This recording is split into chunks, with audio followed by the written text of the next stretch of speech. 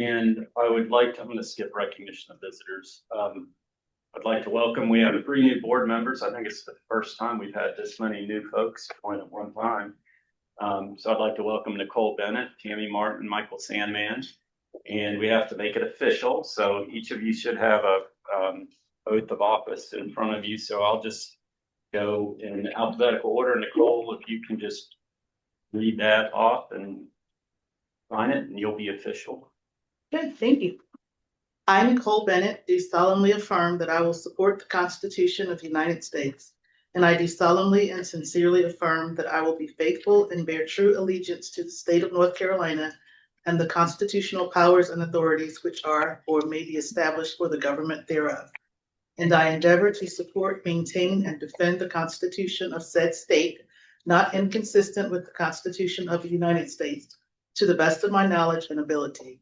And that I will faithfully perform all of the duties of the Office of Commissioner of the Housing Authority of the City of Raleigh, North Carolina, on which I am about to enter. So help me God. Tammy, you're next. Please. Thank you. I, Tammy Martin, do solemnly affirm that I will support the Constitution of the United States. And I do solemnly and sincerely affirm that I will be faithful and bear true allegiance to the state of North Carolina and the constitutional powers and authorities which are or may be established for the government thereof. And I endeavor to support, maintain, and defend the Constitution of said state, not inconsistent with the Constitution of the United States, to the best of my knowledge and ability. And that I will faithfully perform all of the duties of the Office of the Commissioner of the Housing Authority of the City of Raleigh, North Carolina, on which I am about to enter. So help me God. Michael. I, Michael Sandman, do solemnly affirm that I will support the Constitution of the United States. And I do solemnly and sincerely affirm that I will be faithful and bear true allegiance to the state of North Carolina and the constitutional powers and authorities which are or may be established for the government thereof. And I endeavor to support, maintain, and defend the Constitution of said state, not inconsistent with the Constitution of the United States, to the best of my knowledge and ability. And that I will faithfully perform all of the duties of the Office of Commissioner of the Housing Authority of the City of Raleigh, North Carolina, on which I am about to enter. So help me God. Thank you. You're all official now, and I wanted to give each of you just a minute to, I know Ashley and I have met you, and I know some of you know each other and a little bit about each other, but Nicole, if you just want to give us a little background about yourself. Thank you. I'll be brief. I'm Nicole Bennett. I've been in Raleigh for about 30 years, so I'm not a native, but I feel like I am. I am a planner. I graduated from UNC, Guitar Hills. And my concentration in planning is equitable development, engagement strategy, environmental policy, transportation policy. I do a lot of advisory work now after 30 years of doing this. And I have one more meeting as chair of the Raleigh Planning Commission, and then I will be 100% devoted to the Housing Authority. And I'm really excited to be here and to be a part of this team. Well, thank you. Welcome. We're glad you're here. Tammy? Good evening. I am a second-time retiree from the state of North Carolina. I had more than 30 years in the communications profession and retired as a communications director at cabinet level under Governor Stein. I also am from Fayetteville, and so not a native of Raleigh, but I've been here for, I'm not going to say how many years because it's probably older than you. But I do consider Raleigh my home. I am a community advocate and just support my community any way I can. And I consider this an honor and a really great way to support my community. I also have a real estate background and have also had that as a broker for more than 30 years. And I graduated from North Carolina State University, go Wolfpack. And So yes, ma'am. I'm glad we have a common ground here. Anyway, I'm really, really happy and grateful to be here. And it's here a great honor to serve. Michael?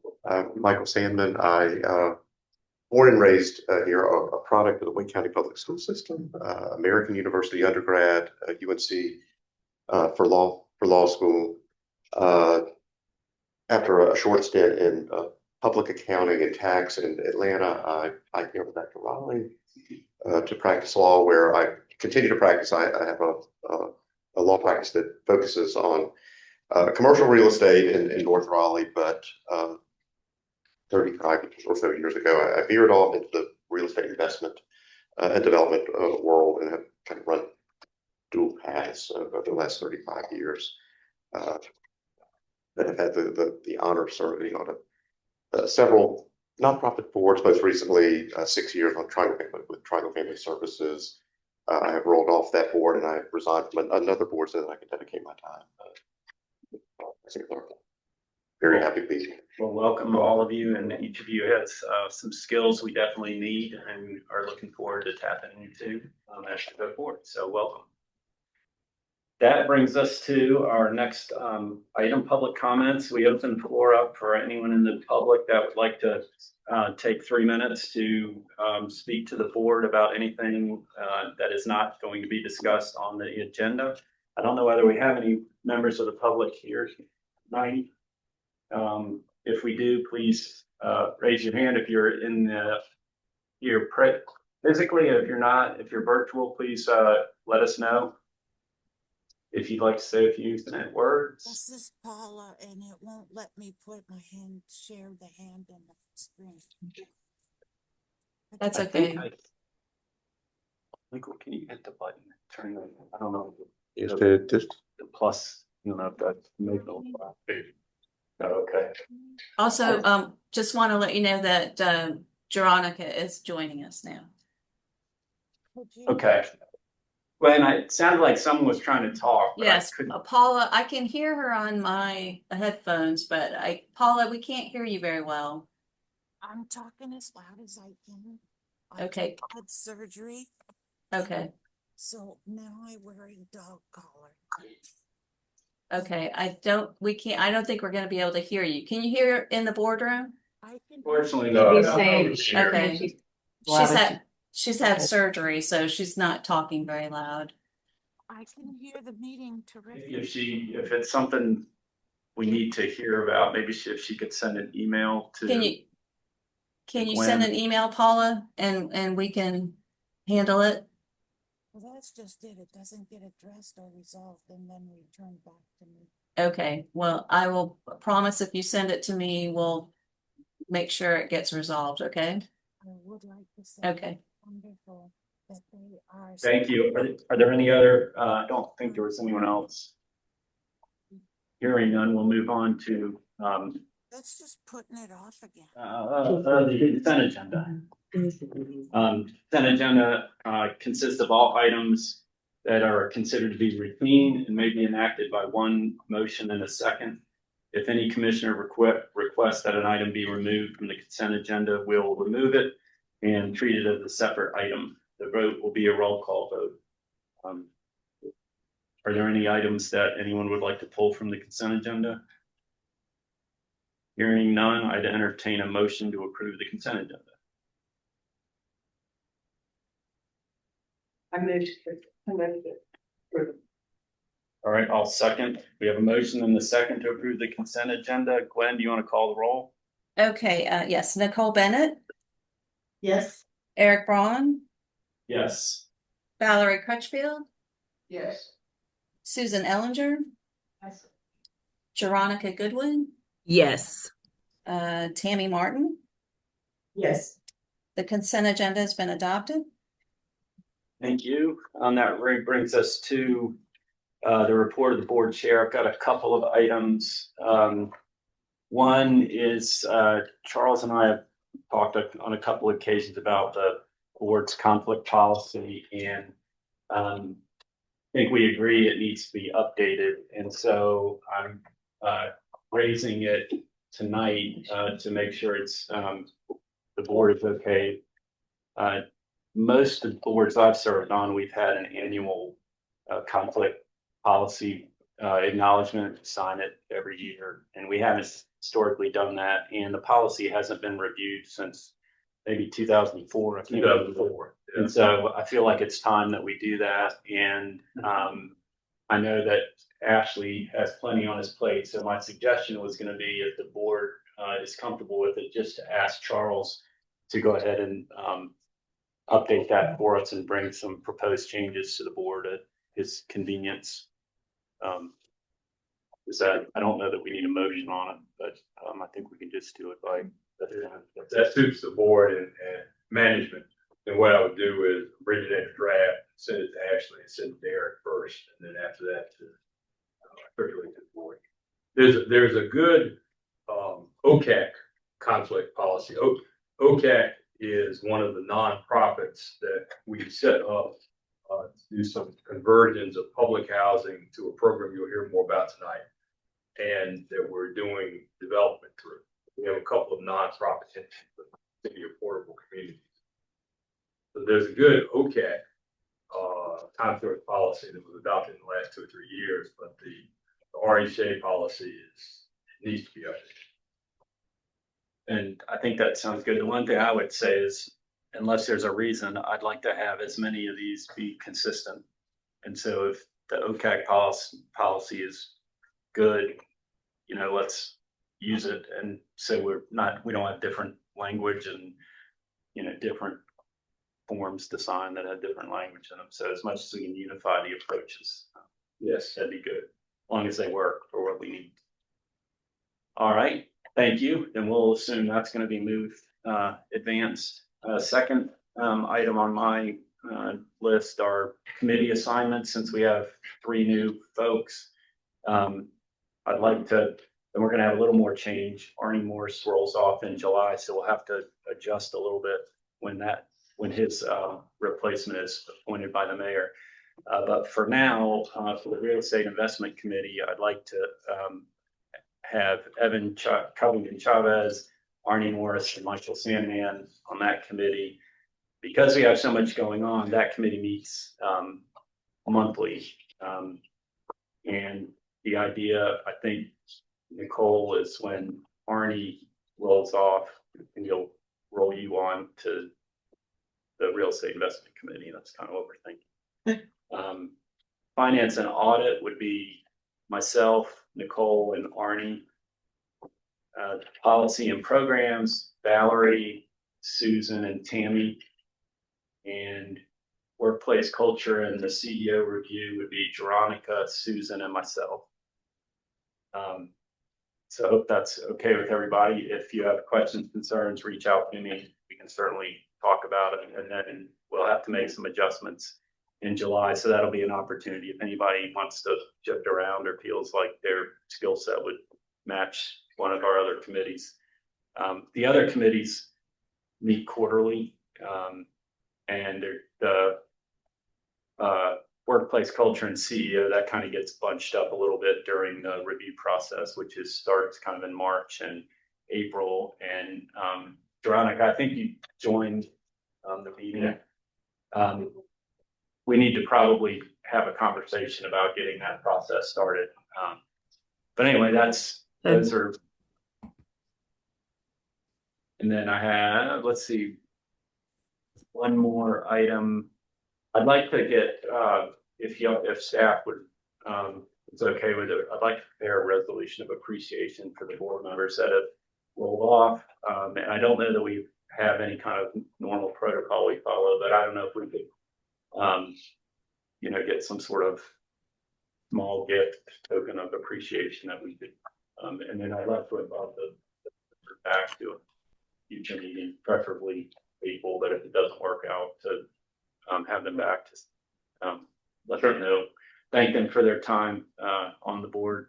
5 years is a pretty strong commitment, and they've all added value. So I'd like to acknowledge that if we could.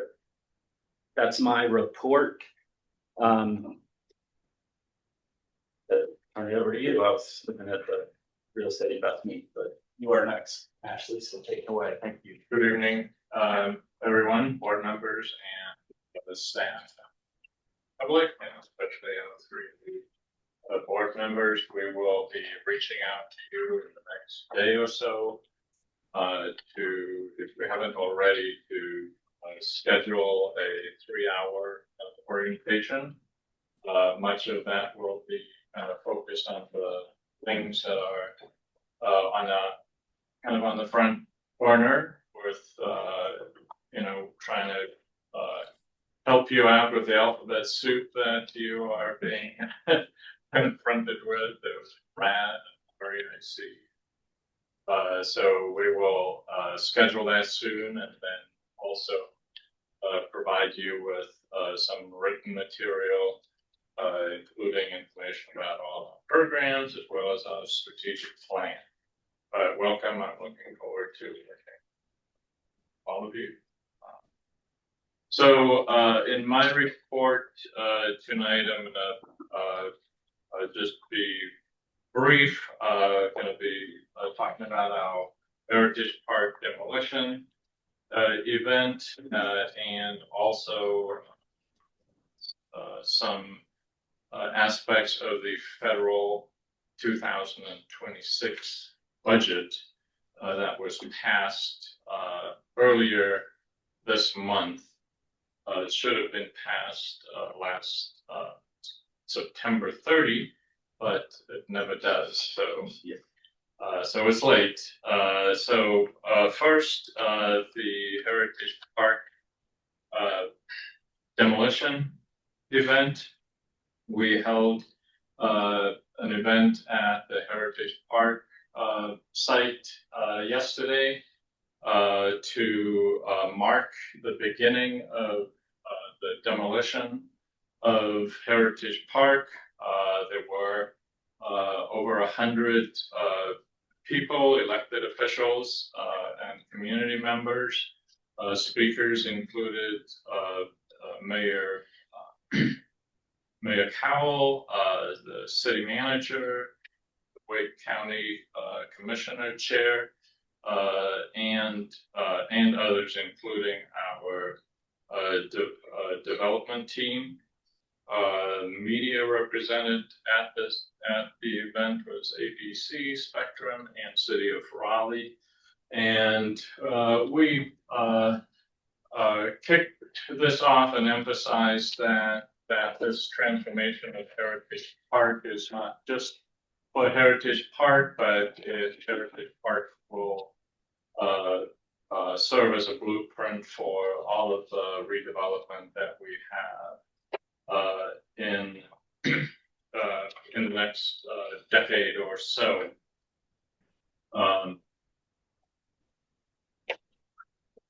Next slide has some photographs of folk who attended. The mayor, Eric, started us off with. I didn't keep my hammer. With a welcome. What? I didn't keep my hammer. You didn't keep it. Oh, I can't give you mine. But it was a great event. Lots of folks from all walks of life, stakeholders, neighbors of this site, city folks from all departments and county. It was a well-organized event, thanks to Katie, who did a great job organizing it. I don't know if any of you were there, wanted to say something about the event. I thought it was a good kickoff for. No, I would just echo that. I thought it was well done. We couldn't control the weather. It was a little chilly. I thought it was gonna be a little warmer, but overall it turned out to be nice, and I'm glad we had the tent because it was chilled out on the wind. But no, it did a great job, and Katie, you organized it. It's very nice. And I heard the mayor and several elected officials that were there compliment us and appreciated how it was done. So thank you. Yeah, it's just I want to just give some kudos to the folks who've been working on this project ever since I started all almost 3 years ago. Our development department led by Kenya Pleasant. It's been a long slog up until now, and so we're finally doing something at the site. Katie Librato's leadership in this well-organized event and lots of communication around all of our major events and work that we do. This was really an all-agency effort to get us to where we are now, the housing operations to manage and maintain a site that changes from month to month in terms of folks moving out. Section 8 department issuing vouchers and leasing of vouchers for people who are moving, in our resident services department. That includes our relocation team. They got a national award, by the way, last year for the work that they did on this relocation effort. We relocated 100 households, and not once did we have to issue a notice to vacate. Everybody moved on a voluntary basis and ended up with housing that was much better than what they started out with. And Regina Hardaway, I see she's on screen. Regina, she can open any door. So she helped a lot of residents, plus worked with landlords and got things done. She's and in the discussions that I had with folks and with the comments that were made, it really has been a collective effort right from the start. When things were really tough, there was a lot of anger, but over this period, there was a strong sense of trust and support, community support. We've sensed and going on to our other projects, our RAD conversions, meeting with the residents, the temperature and the tone is just down because of the hard work that our staff did at Heritage Park with resident engagement, meeting after meeting, being willing to listen, being willing to work on it.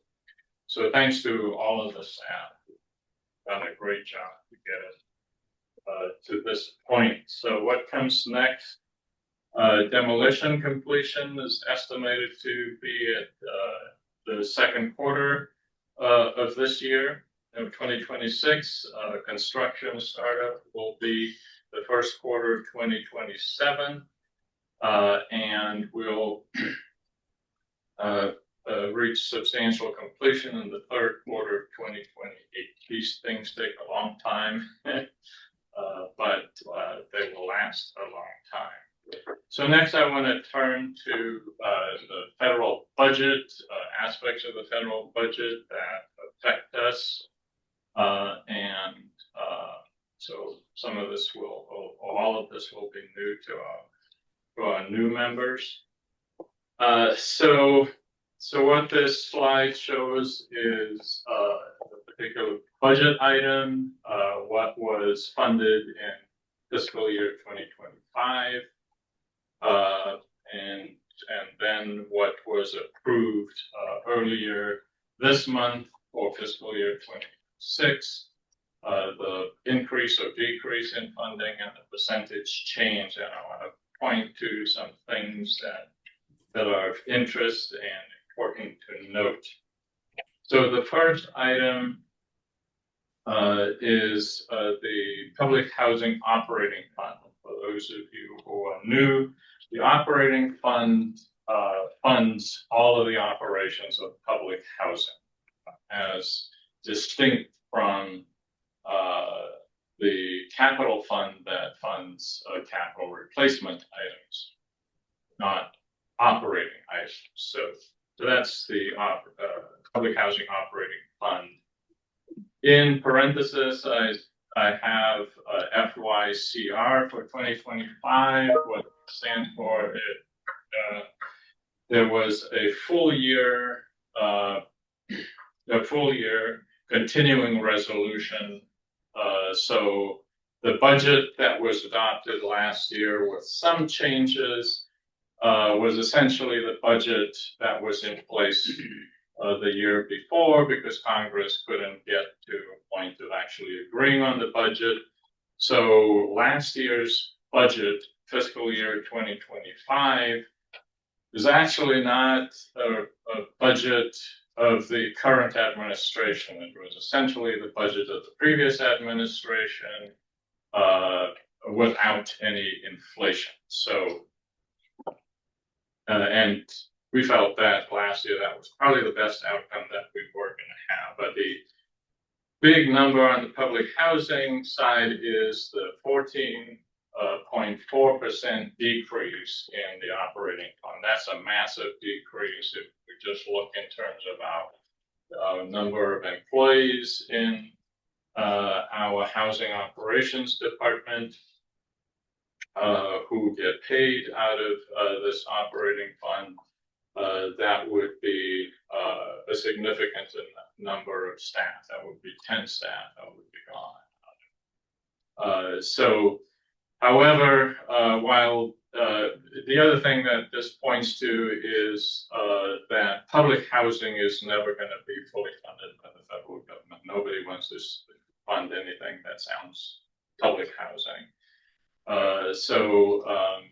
This is also just a sign to us that our decision to convert our public housing to the RAD platform, the Rental Assistance Demonstration Platform, where the funding would come through the Section 8 program, that is indeed the right decision for the future, because we're not going to have the ability to stay in our public housing. Now, there's sort of this gimmick now with the public housing shortfall fund. You'll notice that it was $25 million last year, and all of a sudden this $580 million in 2026, with an increase of $500 million, more than So what I read into this is that they don't want to give the funding up front, what's needed to the housing authorities. If they run out of funding, they can request money from the short-term fund. So it's a gimmick to kind of cut back, but if you add the $555 million to the operating fund, it's kind of more like a 5% difference. So the capital fund is a funded level from the year before, which was a surprise that it ended up with that level, because theoretically, annually, there are fewer public housing units as units convert to RAD. But the capital fund is still the same. Section 8 voucher funding, there was an increase of $2.81 billion, 8.8% increase, which was a surprise, but needed. A surprise given the current administration and the proposed funding. Is that increase tied to the fact that other folks are going through the RAD process, so there are more Section 8? I think it's out there. It's a recognition of the of rents having increased. So then Section 8 tenant protection vouchers, and for those of you who don't know what a tenant protection voucher is, at Heritage Park, when we applied for Section 18 disposition, HUD approved our ability to sell Heritage Park to a related entity, and to replace the housing, HUD gave us 112 tenant protection vouchers, so new vouchers to replace the public housing. And so we also get tenant protection, or a version of tenant protection vouchers, when we go through the RAD program. So the RAD program is essentially, we're converting from public housing to project-based Section 8 vouchers, and those vouchers are also referred to as tenant protection vouchers. So there's a significant increase from a 78% increase in the funding for tenant protection vouchers. And what this indicates is that the current administration, the Trump administration, is actually very committed to converting public housing to the RAD project-based Section 18 program. They do want to convert all public housing. And so hence a significant commitment to an increase in tenant protection vouchers. So for example, you mentioned Glenwood earlier. It has, once we go through the full application process for Glenwood, there's 288 units. We will then get 288 vouchers to replace the public housing, and those vouchers will be worth almost exactly twice the amount of the public housing funding we get. So there's a big advantage to move over. Section 8 administrative fees, surprised that they don't give an increase of 2.4%. Some folks view the federal government view the administration fees as kind of to pay for bureaucrats, which is not to pay for services. And lastly, the Family Self-Sufficiency Program. We do not have a program, but you can see there's an increase. It's a very small program in terms of dollars, 156 million this year, 15 million total increase. And so this is a program we'll learn about more later. We have decided to implement such a program. It's actually part of our budget for this current year. We held off because the House proposed a budget to just zero out the FSS program. They've decided against this because there's strong support, bipartisan support for this program. So we are hoping that we self-fund this program for 3 years, which was our commitment. We self-fund this program. During that time, we're hoping that there'll be slots that become available for us then to get some of this funding. So we will implement this program. The Resident Services Department, Laura Hand's leadership, will hire staff and begin to implement this program. Essentially what happens is if you're on this program and you get an increase in your income, let's say $1,000 a month, your rent's going to go up $300 a month. So that's quite a bit. So under this program, that $300 is matched and is put in an escrow account for you every month. And so sometimes, residents get as much as $35,000 once they graduate from this program to put a down payment on the house or spend it on education. But that's Actually, can I ask a question on that? Yeah. You talked about, excuse me, that we would self-fund it initially. Is that a requirement generally that if you No, want to get into no. it, it's just the fact that right now it's maxed out and we're, as you said, waiting for Right. an opportunity to access some funds from Yeah, so the advantage of self-funding it is once we've already got a program and we're competing for a slot, we're likely to get a slot. Is the funding that we get that under the FSS grant is essentially just for an FSS coordinator, so the administration. The $300 match that comes through the Housing Assistance Payment Program from Section 8, so it's essentially half the money that so instead of somebody actually paying more out of pocket, they are paying more out of pocket, but that is balanced. Escrow amount that we put into the resident's account from the Section 8 fund. It's not our own. We have Section 8 administrative reserves. I believe it's still $4 million today, but we're going to put $300,000 of that self-funding. Thank you. And that is my. Any questions for Ashley? And feel free to, if you have questions, So I don't want to make sure everybody's comfortable. If you have any questions, just raise your hand and ask. Yes, sir. On the FSS, when does RHA plan on implementing that? We're planning on implementing it as soon as Laura can hire staff. Laura is very good about recruiting people. So as soon as we get that up and going, we get staff and. So do people self-identify or do we identify So them? we are actually going to focus this program initially on residents from Heritage Park who moved, who are interested in this. And then we'll also open it to others.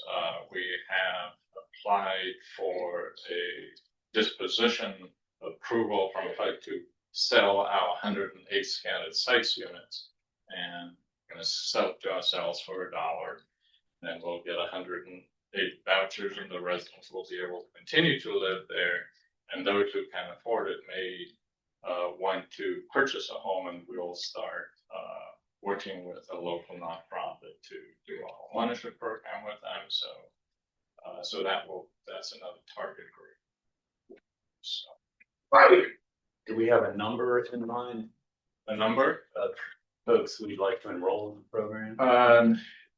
Sort of for the kind of the standard, if we have one coordinator, that coordinator can handle a caseload of 25. With 2, the caseload goes up a little more, but we'll start at the 25 level, make sure we implement it,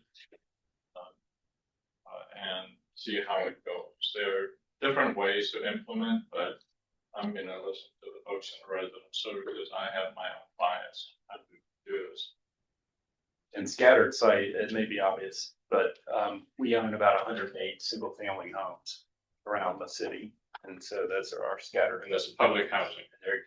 And they're considered public housing, but they're standalone detached homes.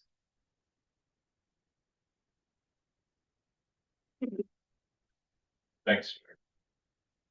Other questions? Okay. That brings us to new business and which is starts with resolution number 5, preliminary approval to issue multifamily housing revenue bond.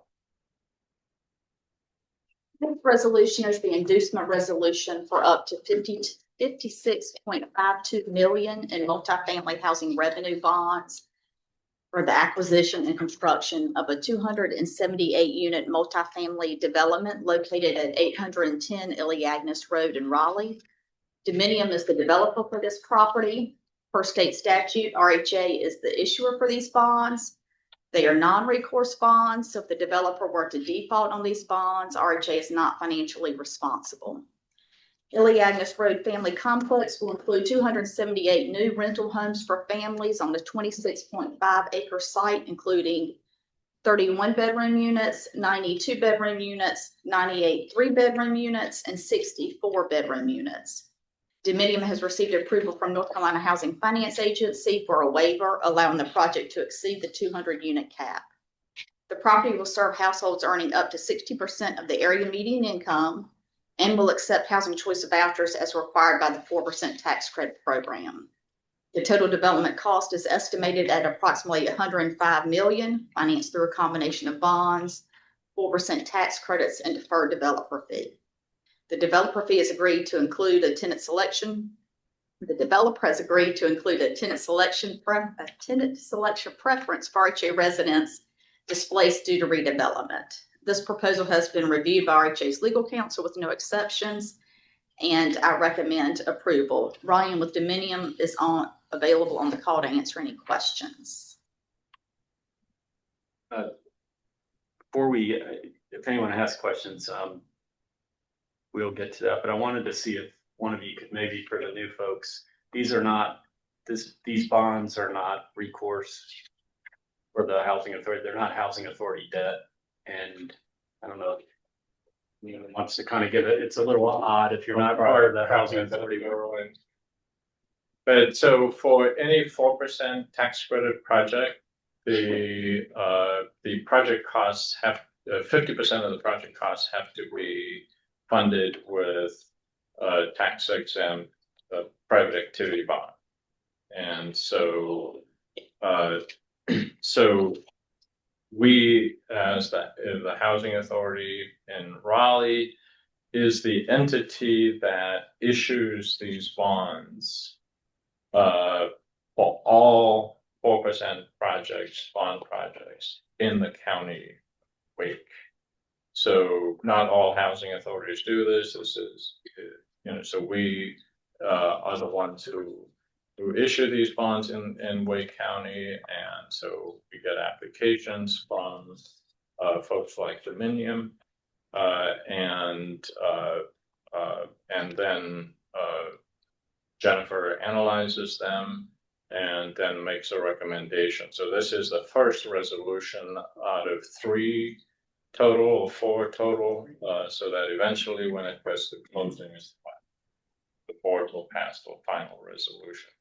But that's what responds. Charles, if you want to. I mean, I agree with everything that you said. This is not something the housing authority has always done. It started about 10 or 15 years ago, something like that.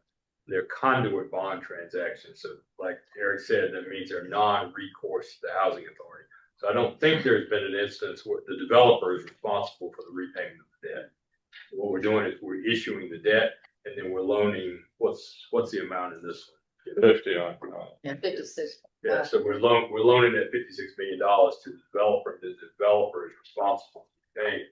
And if for some reason they don't repay it, which I don't think I've seen happen in one of these deals, the housing authority is not responsible for paying it.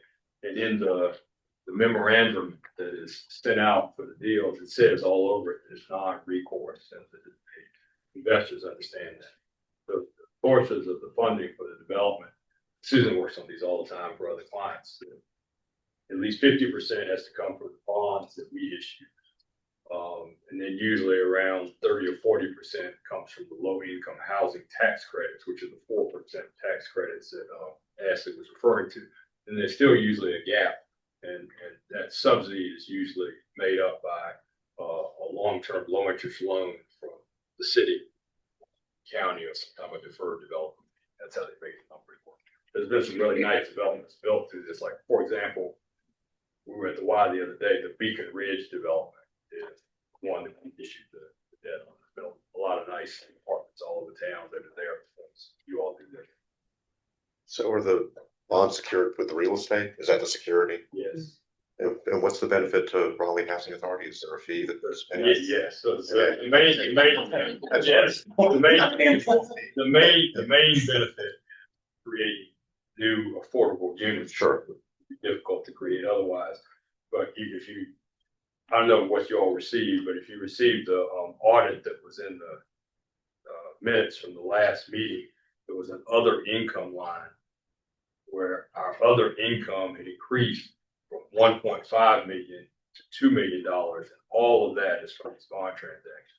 So we'll get 1% of this $56 million. That's the answer.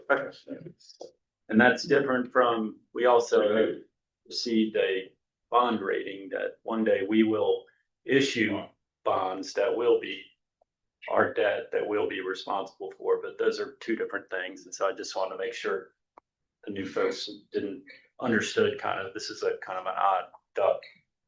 And we get a $12,500 application fee for processing. And I did want to mention the IRS changed January 1 to only requiring 25%. And part of that is local preference. North Carolina Housing has said the greater of 30% or the debt that can be supported by the permanent financing. So it'll be interesting to see what changes we see as they work through all of that. So. Just an additional piece of information that you'll become familiar with is, so these projects are done by nonprofit and for-profit developers. We are at the same time converting our public housing to Section 8 project-based vouchers under the RAD, the Rental Assistance Demonstration Program. And our strategy to replace the units is to negotiate with these developers a placement of project-based vouchers in those units, and then those units, if would be regarded as permanent replacement housing if we have HUD's control of that project. And so those will be permanent replacement units for the public housing that we're converting from. So for developers like Dominion or other developers, not just tax credit projects, we communicate with them and offer this opportunity to fund their projects with project-based vouchers in exchange for making sure that those units will be permanently and perpetually affordable. Not as public housing, but replacement. And as Jennifer said, if you have questions about this deal, I think the developer is on the Yeah, I wanted to, remote lines. Ask her. yeah, if there are questions or if the applicant's rep wanted to add anything, now would be the time.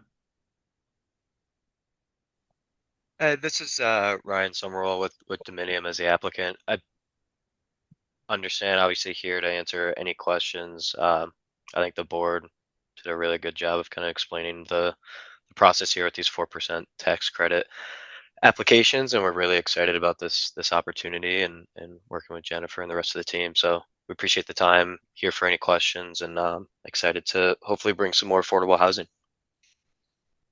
Well, thank you. We appreciate it. If there are no questions of the representative, does anyone have questions about resolution number 5? Specific. If not, I would entertain a motion regarding resolution number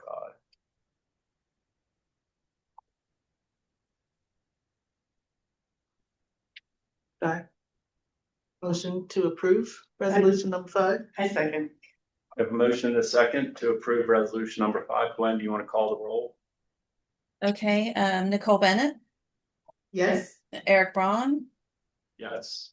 Valerie Crutchfield, Yes. Susan Ellinger, Yes. Veronica Goodwin, Yes. Tammy Martin. Yes. Resolution number 5 has been adopted. Thank you. That brings us to resolution number 6, which is our audited financial statements. If you want to have any sense of how complicated the world of housing authority finance is, I'm sure if you took a look at these, you get a sense of it. But I'll go ahead and let staff present, and then again, if you have questions, we'll certainly entertain. Thank you. Liz? Good evening and welcome to our new board members. Liz, you want to introduce yourself? They may Sure. not know who you are. My name is Liz Etcherson. I'm the Deputy CEO over Admin and Finance. She's being modest. Before Ashley came in, she was the interim executive director. She knows where all the interesting things are and deals with the most complex parts of this. So we appreciate the hard work you do. Thank you. And all these people are called the dream team. So for the fiscal year ending March 31st, 2025, the Code of Federal Regulations requires that any organization spending $750,000 or more in federal funds must undergo a single audit. This audit covers both the organization's financial statements and compliance with federal program regulations, including HUD grants. The audit was performed by Mr. Alan Kitchen of Rubino and Company. They presented the audit in December to the board. It was in draft form then, so we're bringing it back tonight so you can see the final product. They have to perform the audit in accordance with our uniform guidance standards. And then we have to submit the report to the Federal Audit Clearinghouse, and it has to be made for a HUD review. Some key highlights that were pointed out in December from the audit. we show in the audit report a clean opinion confirming the financial statements are fairly presented. There is an inclusion of the management discussion and analysis. We refer to that as the MD&A. And that's on page 4 through 10. So if you look at that, you can kind of see the highlights of the report itself. The auditor's report on government auditing standards is in the report, and it shows that we have no findings. And then the auditor's opinion on compliance shows that the prior year findings have been fully resolved. The audit was approved by HUD on February 23rd, which was just this week, the final audit. And then it was reviewed by the local government commission on January 23rd. I do want to state that this marks our 38th consecutive year with no financial audit findings. So with that, I want to thank our finance staff for their dedication and hard work. And I also want to acknowledge all of RHA staff because the audit involves every department and their contributions are essential to the success. I am happy to answer any questions and would recommend approval. Do you have any questions for Liz or her team? Well, I know it's a lot of work, and we appreciate that. And I'm glad that, again, we've got a nice clean audit. And that was this is the first year of the new auditors, right? It was the first. So that was another interesting, to have somebody come in with a clean that didn't have any experience with the agency. So kind of with fresh eyes. And so that's even more impressive that everything came out clean, not that we didn't expect that. And with that, I'll go ahead and move approval of resolution number 6. You have a motion to second to approve resolution number 6. Gwen, you want to call the vote? Okay, Nicole Bennett, Yes. Eric Braun, Yes. Valerie Crutchfield, Yes. Susan Ellinger, Yes. Veronica Goodwin, Yes. Tammy Martin. Yes. Resolution number 6 has been adopted. That brings us to resolution number 7, which is amended OCAC bylaws. OCAC is Oak City Affordable Communities, and as you all might recall, some of you are new, we have these nonprofit instrumentalities and affiliate, I don't know of it. And they are designed to, and they're related to our redevelopment and how we're ownership entities for the rent conversions that you heard Ashley mention. So some people in the community, when they hear that we're getting out of the public housing business, there's some misunderstanding that it's privatizing public housing. And what we're really doing is converting it from the public housing platform that the federal government operates that we're under to the Section 8 program. Those units that get converted are still owned 100% by the housing authority and will remain permanently affordable. It's just a different program, a more self-sustainable way to do that. And so we are, and I'll let whoever's going to present it specifically talk about the changes to the OCAC bylaws, but it's all this is all refinement and preparing for these conversions and how we're going to own and operate some of our communities going forward. So with that, I will ask, not sure, Kenya to help us with this resolution. Thank you. Welcome to the new board members. This resolution is the authorization of the restated articles and bylaws of Oak City Affordable Communities per the OCAC bylaws. Any proposed change to the bylaws and the articles must be approved by RHA. The board book outlines the clean and the red line version of the proposed changes. The most substantive changes is into section 2.2 of the bylaws, which strengthens the language to make the board of the OCAC and the RHA mirror boards. This resolution was drafted and reviewed and approved by RHA legal counsel with no exceptions. I'm available Charles is also here if there's any other questions that folks have. But if there are no questions, then I recommend the approval of this resolution. Do we have any questions? You'll be seeing, we're also working on revisions to housing authorities bylaws. We're also going to be working on revisions to the CAD bylaws, which is it's our affiliate entity that owns a number of our properties as well.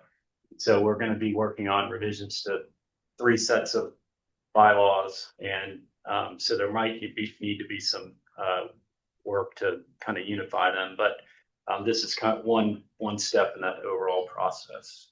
I should highlight that there is going to be a separate board meeting for OCAC where these bylaws and articles will be adopted at that board meeting. And that's going to be tonight.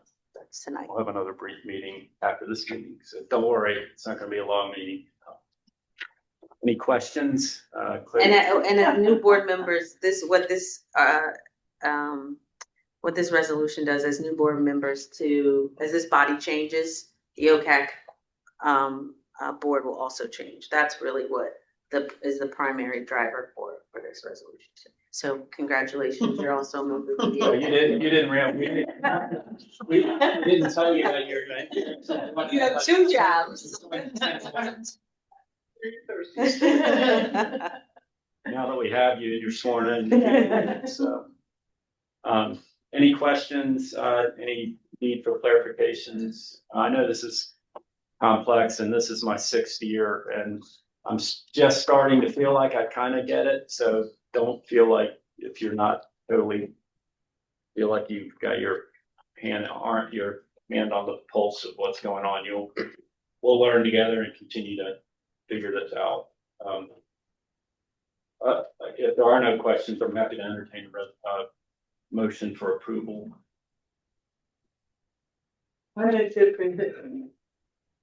Second. We have a motion and a second to approve resolution number 7, the amended bylaws.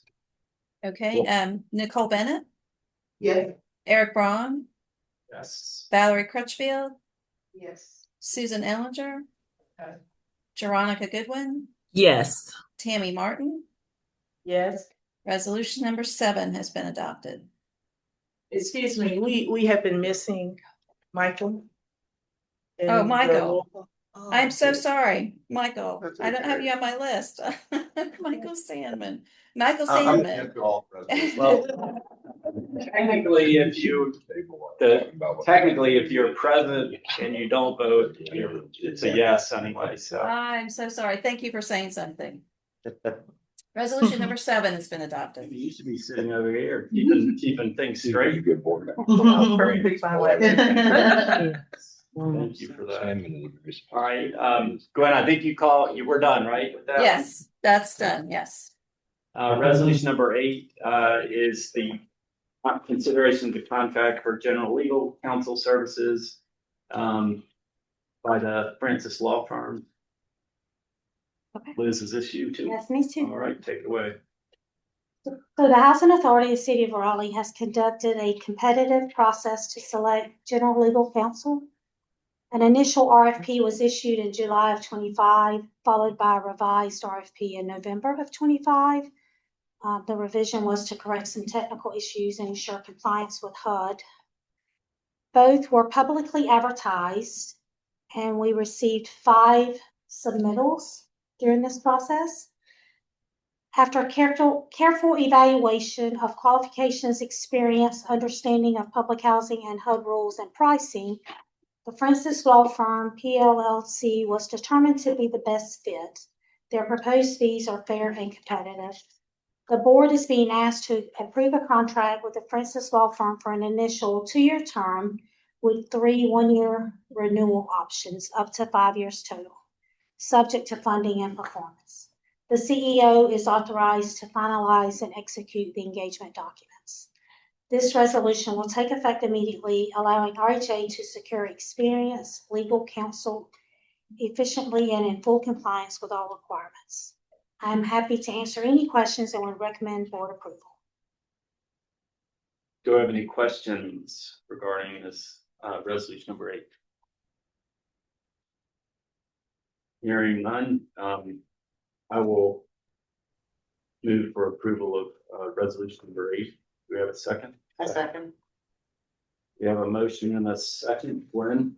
Okay, Nicole Bennett, Yes. Eric Braun, Yes. Valerie Crutchfield, Yes. Susan Ellinger, Yes. Veronica Goodwin. She must have stepped away. No, Yep. I'm here, yes. Okay, good. Tammy Martin Yes. and Michael Sandman. Resolution number 8 has been adopted. Thank you. That brings us to resolution number 9. Funding agreements with the resident councils for the inner community and the inner community council. And this is another kind of unique thing to the housing authority. So sure you'll explain it well. Yes. Please introduce yourself. I am Laura McCann. I'm Director of Resident Services, so it's nice to meet all of our new faces. About this resolution, the U.S. Department of Housing Urban Development, HUD, strongly encourages a resident involvement in all aspects of a housing authority's missions, operations, and that is particularly through resident councils. Residents have the right to organize and have a resident council that represents their interests to the housing authority. And each community holds nominations and elections processes every 2 years. The purpose of resident councils is to improve resident satisfaction, support self-help initiatives, and create positive living environments. The Intercommunity Council, or ICC, is a nonprofit agency that has acted as our jurisdiction-wide council since 1971. The resident council presidents from each community that are elected come together and form the ICC, which is part of RHA's organizational structure. ICC terms run congruent with resident council terms. As the jurisdiction-wide council, the ICC offers space and holds open communications and meetings between different resident councils in different communities, as well as with key staff and departments at the authority. HUD supports resident councils and provides funding through the operating fund grant, which is specifically called Tenant Participation Activities and Funds. These funds can be used for things like activities that improve quality of life, resident engagement and participation efforts, self-help, training opportunities, admin support, programs that promote positive living environments. Federal regulations require that housing authorities provide $25 per unit per year for tenant participation. $15 of that unit fund goes to the resident councils directly, and $10 comes back to the housing authority to support tenant participation activities. The housing authority, we retain our portion of the funds for activities like community events and fairs, which we have a health fair coming up in a couple weeks, property beautification initiatives, site programming, staffing, and more. Resident Service employs 2 full-time staff members who routinely interact with resident councils. We have Suzanne Sands, she serves as our family communities, and Alexis Whitney serves at our senior and disabled buildings. Based on RHA having a little over 1,100 units, that equals $16,890 as the maximum available budget for tenant participation for public housing. There is a memorandum of agreement that allocates 20% of all tenant participation funding come back to the ICC to support its operations and resident needs. For the 2026-2027 year, that equates to just under $3,000 available for the ICC. In communities that have not elected a resident council, the ICC also steps up and chooses to offer and operate programming accessible through the tenant participation funds at those communities. All of our communities have allotted funds regardless of the status of a tenant or resident council. The resolution and chart before you provides a breakdown of the tenant participation funding and RHA's operating budget for the fiscal year beginning April 1.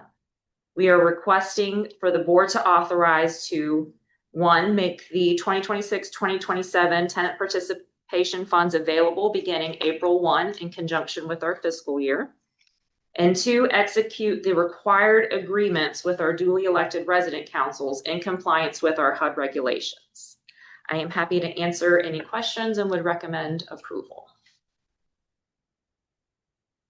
I have a couple questions. Yes. How many resident councils do we have relative to how many communities do We have 8 with elected resident councils, and I believe we have 14 communities total. But everybody has the option as to whether they want to elect a council. And then the ICC kind of handles for the folks that don't Right. have their own or choose Right, not to have so one. we have programming at each site, and so if they don't have a council, that is one thing the ICC does, is they come in and they make the requests and do the programming at those properties in lieu of them having elected someone.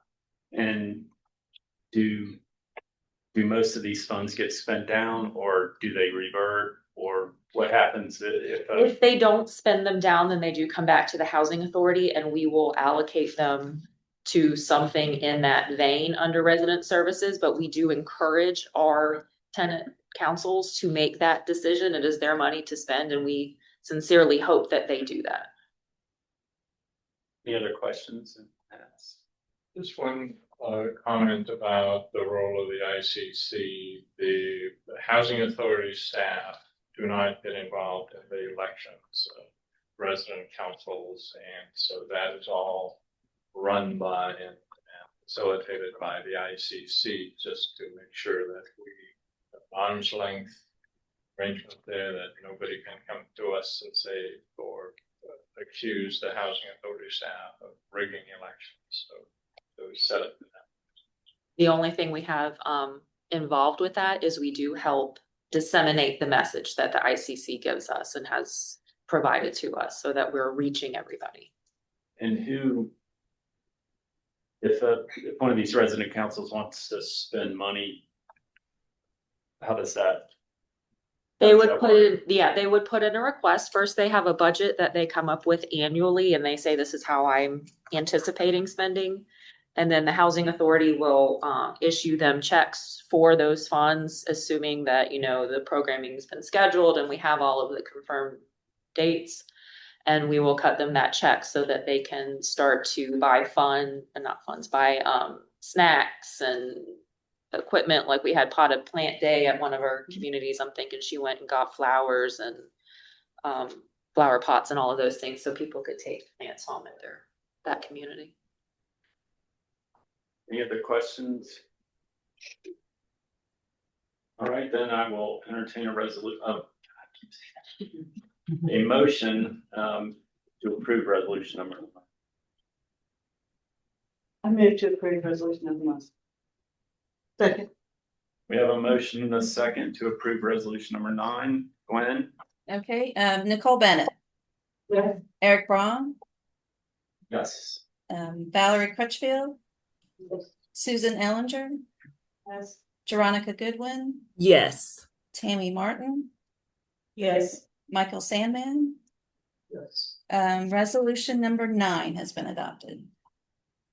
This brings us to the policy program discussion, and we use this kind of as an opportunity for Ashley or someone on the staff to kind of bring us up to speed on the topic that the housing authority deals with, educate us on an area that's so much complexity to this.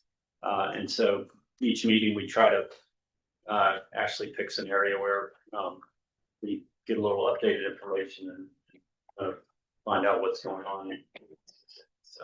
So the housing authority adopted a strategic plan at the beginning of, or in March of 2024. The strategic plan has a supplement to it, which is our communications plan, which also has an addendum, which is our social media strategy plan. And so I have asked Katie Librato to provide a short report on the outcomes of our communications plan and the status of the communications plan. And she will. And this is this strategic plan was the first strategic plan in the history of the agency. So we're glad to do it at the time, and we've been kind of updating it. I think the plan actually is to have a scheduled retreat here in the next couple of months. Yeah. Where we'll kind of update this and talk about any other. Yeah, business really fun. So be on the lookout for some date options. Katie, you're ready, take it away. Again, my name is Kate Vibrato, the Communications Manager for the Raleigh Housing Authority, and my focus is strategic engagement. That involves all of our communications. About 6 months ago, I gave a short presentation, so I did leave with a couple of slides just to update our new members, to get you a little bit up to date. So I did create this to help the board and help with an overview of our communications. Part of it, as Ashley mentioned, does relate very much to our strategic plan. So these are some communication goals that focus on those. I'm not going to get into detail, but that would take a whole other meeting. But I just wanted to address that, as well as talk about how we have built the brand over the past 2.5 years.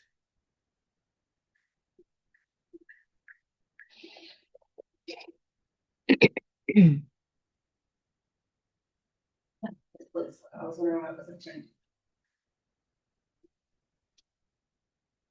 The first thing I did when I arrived was to claim all of our social media channels. We did have a LinkedIn page. We had a Facebook page, but it wasn't claimed by RHA. And I've also established some additional channels and additional tools to use in order to really be able to connect with a broader audience, share updates, engage our stakeholders, engage in discussions. And because of this, we have been able to positively foster community involvement and increased awareness of our initiatives. The second thing that we worked on was website updates. This was before we had the new website that we have now. So there was some initial engagement with Heritage Park we needed to address. We also wanted to bring some polish to our brand. So I achieved this by facing things like email signatures, templates for Word documents and PowerPoints and things, just to establish that consistency across the Raleigh Housing Authority, and also to make our logo and our name more recognizable. And then I reached out to each department to ensure that I knew what their needs were and how I can meet those. Some of the things that we did was just to provide suggestions to make their operations more efficient and more effective. And as we discussed, we had a communications plan. In 2004, we had a first draft come out. We also hired an agency to give us a new logo that came with a color palette, brand templates, letterhead, all the things that you would think of, even apparel.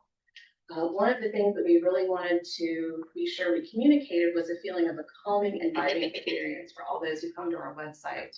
So our colors reflect that, kind of being sure that we're considering our stakeholders in all that we create. By having these consistent marketing materials, we help to also establish a strong identity, making us recognizable, trustworthy.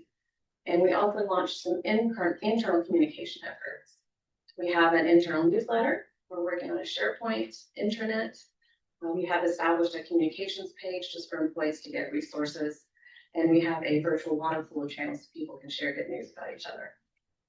I also try my best to get profiles written on all new employees so that internally and externally we can welcome our new members.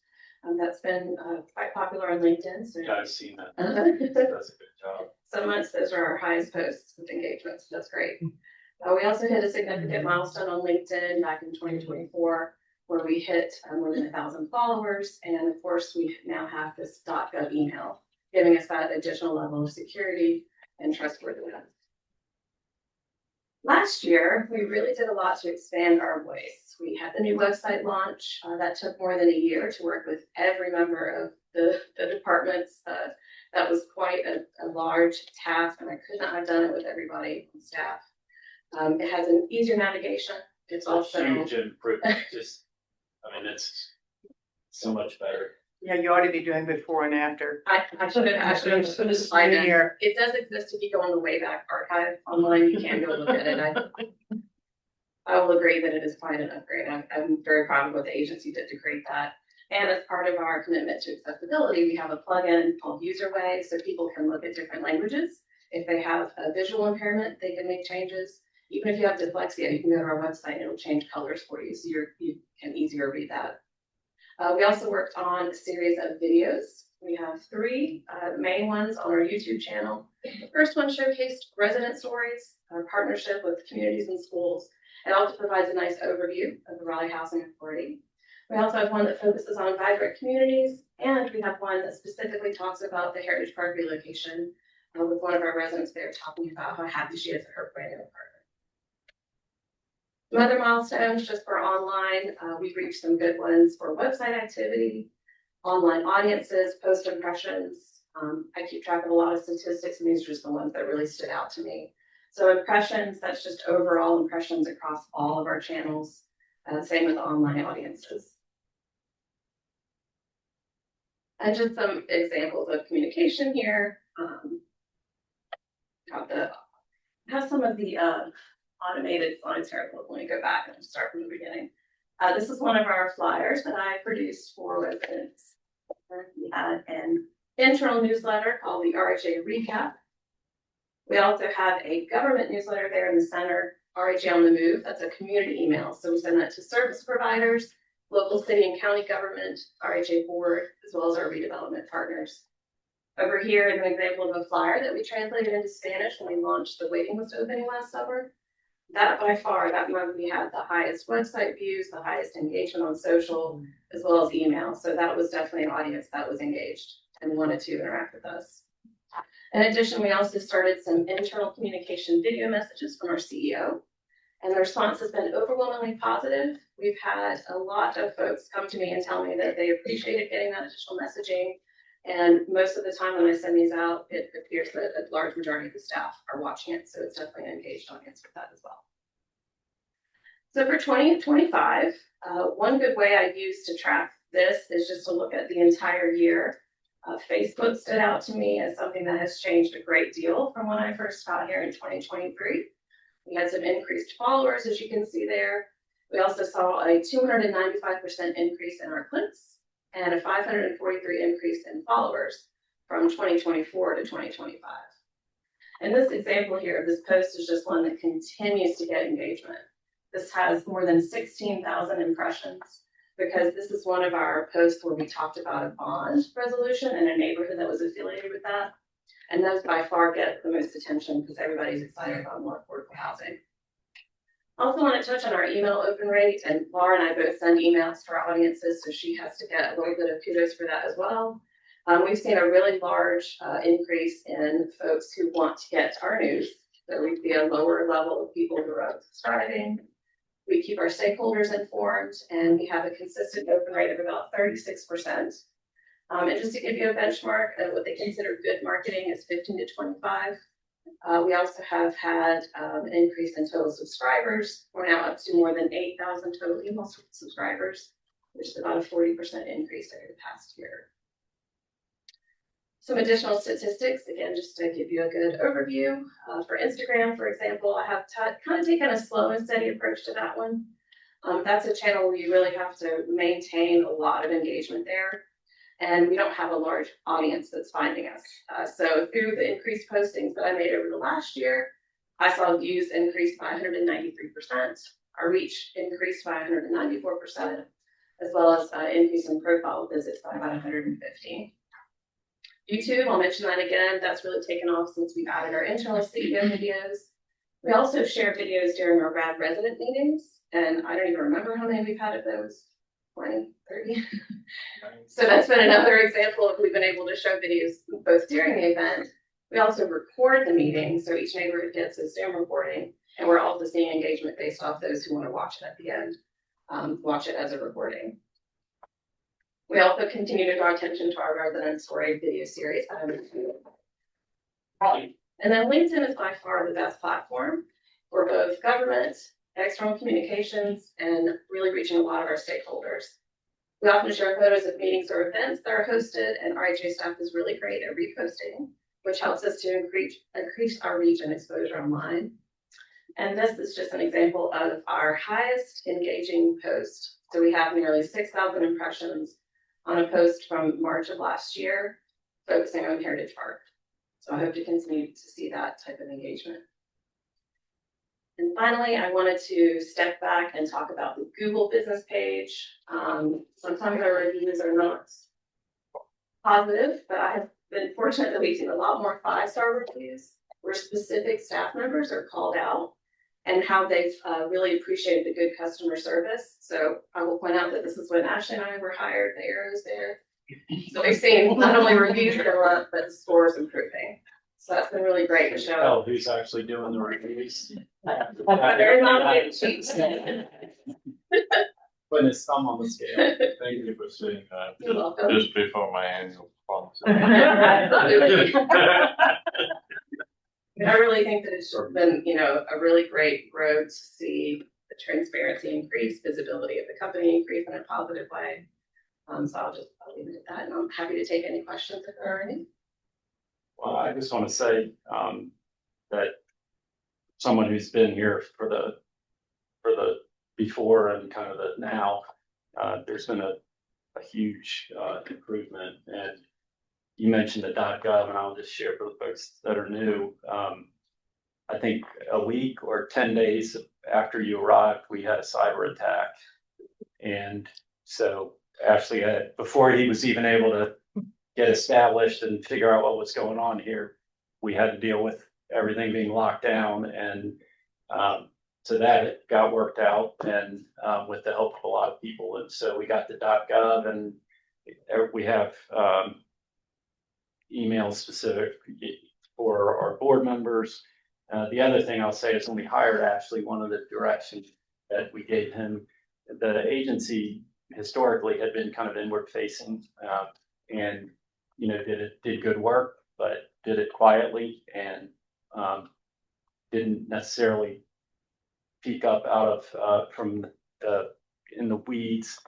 And one thing we directed him to do one of the reasons we hired Ashley was to shift the agency's orientation to be more outward facing, connect and build partnerships throughout the community, let people know the good work we're doing. And with Katie coming on, and y'all have done a great job, and people actually know who we are now. We still got work to do, but we've done a great job so that people kind of know what we are, what we're about, and the work we're doing. So thank you.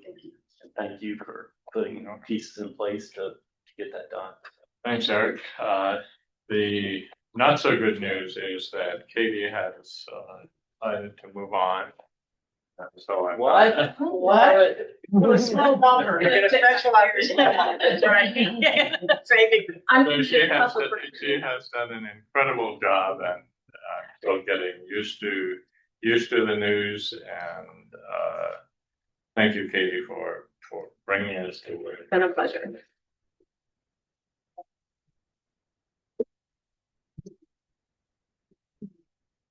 Even though I was gonna say something really great about her, but now she's leaving, so I don't know. I just want to say, coming from a comms background, it's very hard to get those kind of numbers. Not only is it hard when you're short of staff or a small staff or no staff, you don't get those numbers without leadership. So that says a lot about the fact that you've invested in comms, because people don't typically see the importance. So you are to be commended, and congratulations, and congratulations to you, because without your support, it doesn't happen. So it's impressive that We will leadership. We will replace Katie with 3 people. Yes, yeah, that's how it works. It definitely is not great news, but we wish you well, and feel free to, if you've got any. Absolutely. Sure, Ashley's already asked, but if you got any referrals for your replacement, send them on. I thought you were gonna say, feel free to change your mind. So that brings us, I don't think we have an executive session. And so I will go ahead and close this meeting. And if you don't mind, I'm going to take a 5-minute break to the restroom, and then we'll come back to do a quick OCAC meeting.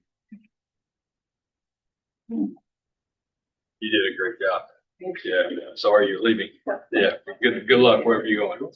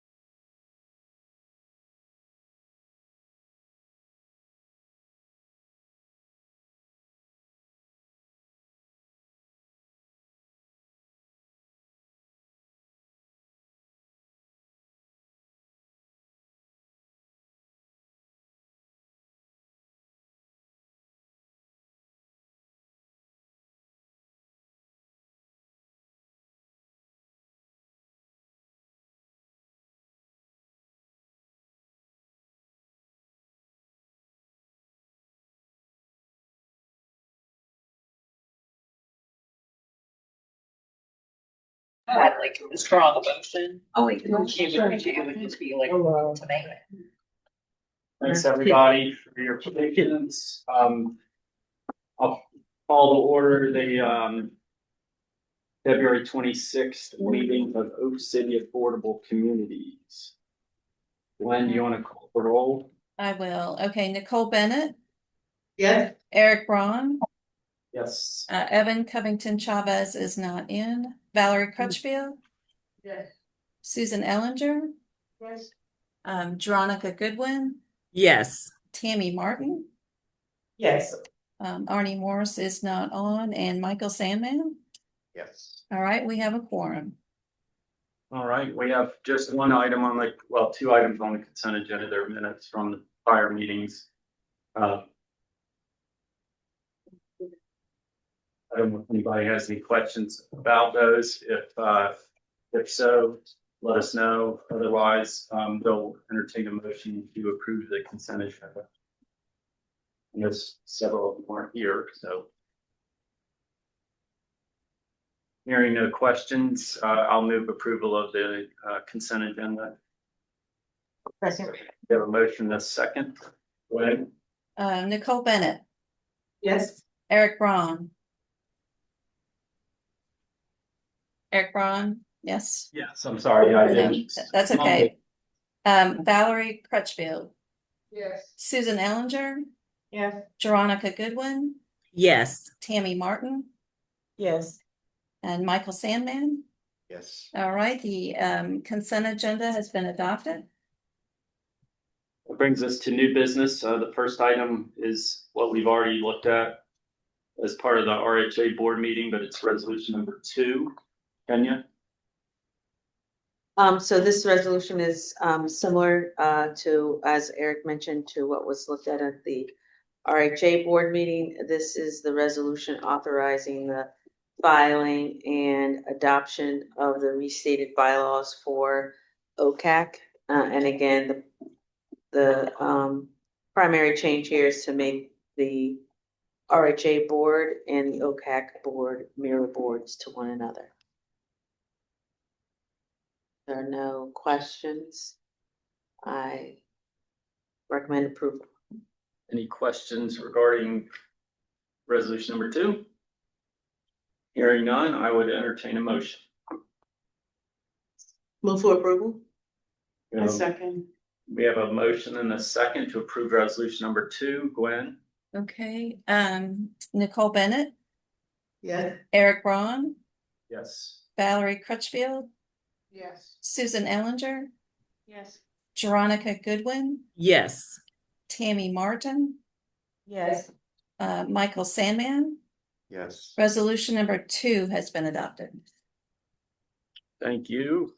That brings us to resolution number 3, which is the creation of OCAC affiliates in connection with Heritage Park redevelopment phases 1A and 1B. Thank you. Yeah. Thank you.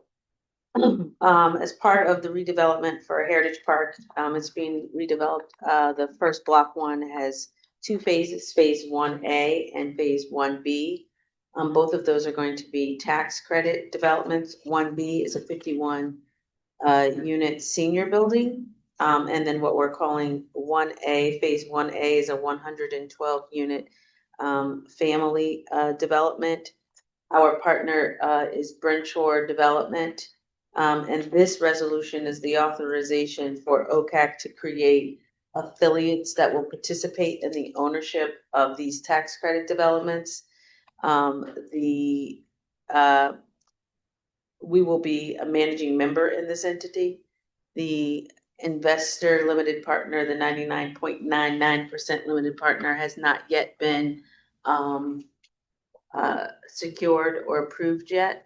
But so this resolution is just the authorization for us to participate as the managing member.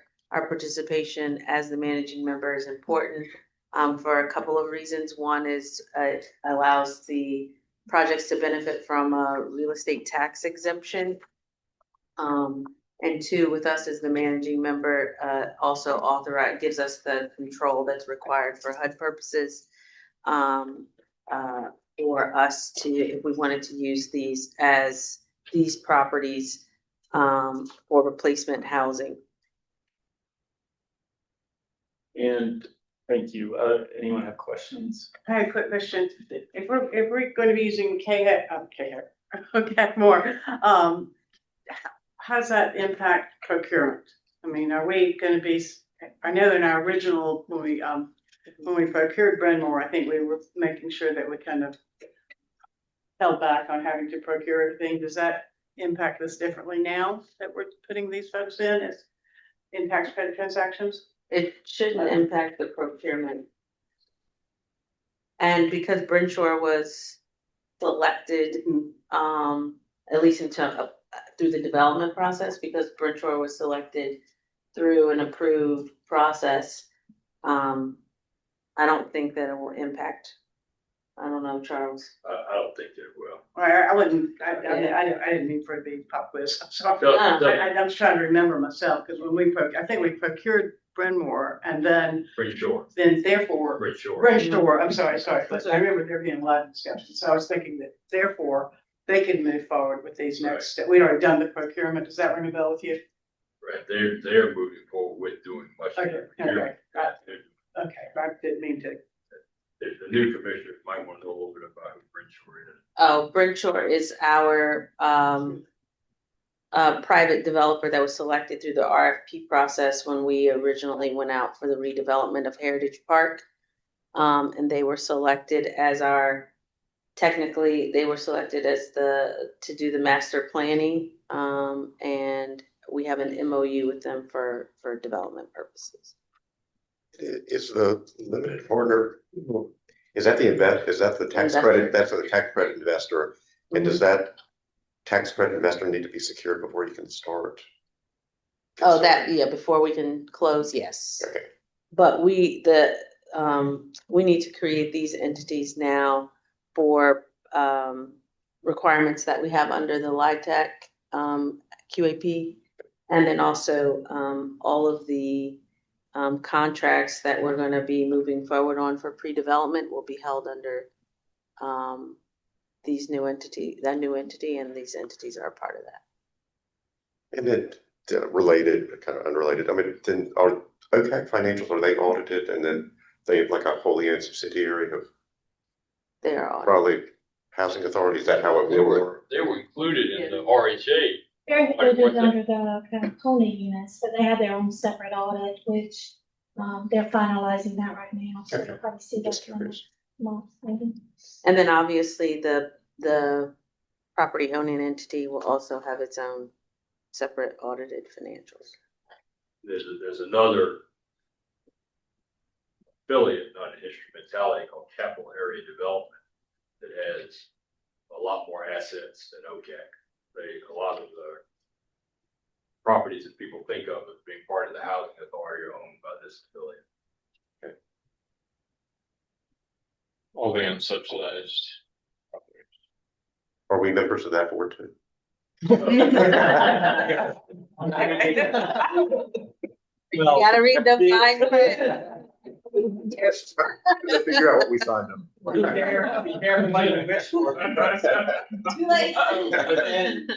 Hopefully, we've been working on this for a while, but I believe we're gonna be in a situation where CAD structure is gonna evolve as well.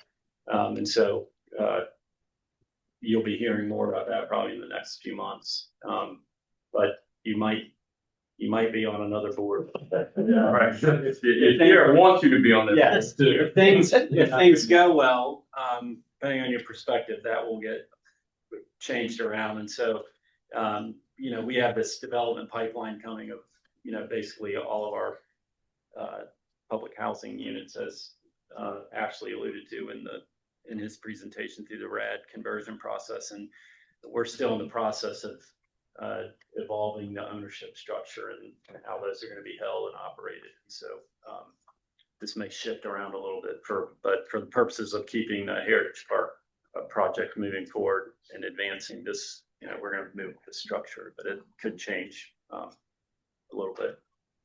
There's a really good HUD notice that explains the distinction between instrumentalities and affiliates and these types of nonprofits that are set up in order to move into different areas of development. It might be really helpful if we just send, you have a copy of that? It's been a while since, but it kind of gives you an idea how this one works and this one works and that one works. I think it'd be very helpful. It would be for me. And one thing I was Enjoy gonna, and related to that, and Ashley may have it when you all do your onboarding, but there's HUD has something called HUD User Exchange or the HUD Exchange, and at least when I joined, it had lots of kind of Housing Authority 101 type materials and videos and things, and I found it very helpful. I assume it's still Yes, exists. yeah. Yeah, we'll connect you with those resources. Just I want to, make sure that you know that there are opportunities to go to training that are offered by the industry groups, NARO and FADA and so on. And they typically each have about 3 conferences a year, and attached to that, there's training, and there's typically a board track for commissioners to learn and also network with other commissioners from around the country. And the Housing Authority pays for all of the expenses for those. Susan and I have been on one, and I would encourage you to have the time and the opportunity to take advantage of it, because this is complex, and they do help you get a little bit better picture. It's also interesting to see the difference, the variety of housing authorities and how they operate and the assets, and you will feel, not that you shouldn't feel good, but when you go to one of these conferences, you will feel proud of what Ashley and a lot of other people have achieved for this housing authority relative to what's going on at other housing authorities. We are well run. We have, we're so lucky. So you all are part of a great organization, and you'll get a better feel for that if you go to some of these conferences. Just get a sense of the very wide, diverse kind of character of these across the country. So I would encourage, I'm glad Ashley brought it up, but I'd encourage you to take advantage of that if you can. One more thing on point is there's one for the Carolinas Council in Myrtle Beach. I think it's the second week in April after Easter. And it is right here, and it is the Commissioners Conference. Now, you're going to get North and South Carolina housing authorities exclusively, and we're probably one of the more sophisticated housing authorities, if not way. It's a nice chance to get to talk to other commissioners. They're giving a track of commissioners training by another really good HUD attorney, and you get CLE credit for it if you as long as you're there. So that's actually handy. But I think it's the week after Easter. But so that's on a Saturday. But They might be able to, Ashley or somebody might be able to. If that's something we can. Yeah, if you can send me. I will. Email. I will. But it's a fun group, nice group of people, and you will learn just exactly what Eric just said. Great. All right. Any other questions or comments about resolution number 3? Hearing none, I will entertain a motion. We have a motion to approve. I'll second. Gwen? Okay, Nicole Bennett, Yes. Eric Braun, Yes. Valerie Crutchfield, Yes. Susan Ellinger, Yes. Jeronica Goodwin, Yes. Tammy Martin, Yes. Michael Sandman. Yes. Resolution number 3 has been adopted. This brings us to resolution number 4, and this may look familiar. This is the same funding agreement, President Council, not the same, similar for the properties that are owned by Oak City Affordable Communities. Yeah, so this resolution does mirror the resolution we passed under RHA. This is for the funding amounts for our 4 already converted RAD properties. So part of the RAD conversion process is that we say we will still continue to fund the resident council. So this is mirroring it, even though it's under OCAC and not RHA, to continue to provide that provision for residents as a resident right. So we have 192 available units in our OCAC portfolio. So that gives us a total maximum available budget for the OCAC tenant participation funds of $2,880. And due to our 20% memorandum of agreement with the ICU, 576 of that does go back to the ICC for the running of the properties in our OCAC portfolio. I am happy to answer questions and I recommend approval to make the funds available beginning April 1st for our 4 OCAC sites, and that we can execute the required agreements with our resident councils as required by HUD.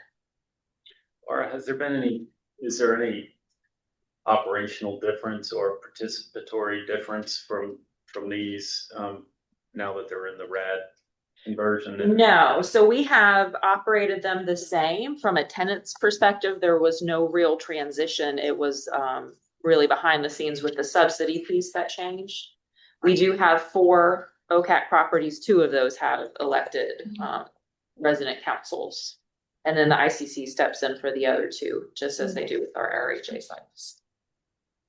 Any other questions, comments, clarification? Thank you. Hearing none, I'll move approval of resolution number 4. Second. We have a motion and a second for resolution number, for approval of resolution number 4. Gwen? All right, Nicole Bennett, Yes. Eric Braun, Yes. Valerie Crutchfield, Yes. Susan Ellinger, Veronica Goodwin, Yes. Tammy Martin, Yes. Michael Sandman. Yes. Resolution number 4 has been adopted. Thank you. And that brings us to the end of the OCAC meeting. And so we can adjourn. I would like to just say thanks to everyone and welcome again to the new board members. Be on the lookout. If you haven't received information, you'll be receiving onboarding information where Ashley and his team will get you a lot more information that you will, that will help you kind of get your arms around what we're doing. And also be on the lookout for some dates for a potential retreat annual meeting, so we can kind of talk about the strategic plan and how to keep us moving forward.